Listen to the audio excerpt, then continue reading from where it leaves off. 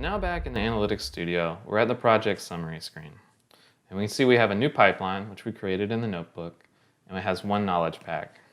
And you can see the accuracy, the model size, the feature count, and the pipeline that it was created within.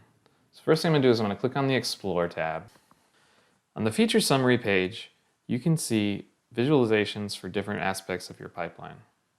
Here, we're plotting a 2D view of all of the features in your model, and you can plot them against each other to get a better understanding of what the distribution looks like between your classes. Next, we can look at the pipeline summary and see what steps were part of our pipeline. In this case, you can see there's an input query, a magnitude transform, the generator set, the selector set, the min-max scale, and finally the train validate optimize step. You can click on any of these and get more information about what exactly is going on in that step, as well as see a description that describes that function. We also have visualizations for the confusion matrix, the feature summary, which shows all of the different features that are part of your pipeline, as well as what the generator name is and what sensor went into that feature.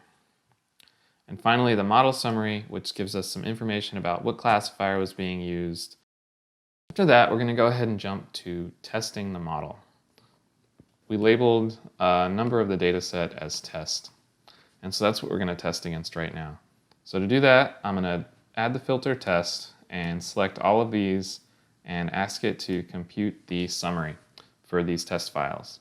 And what this is going to do is it's going to compile the entire pipeline and run an emulated version of it to give us a bit accurate results that you would expect to see in the real world when it's running on your microcontroller. Now I can see the confusion matrix for all of these test files, as well as you can drill down into each one individually to see exactly what's being predicted where against your sensor data. So we can see the accuracy is really good, 100% for most of them, and 90% for overhand.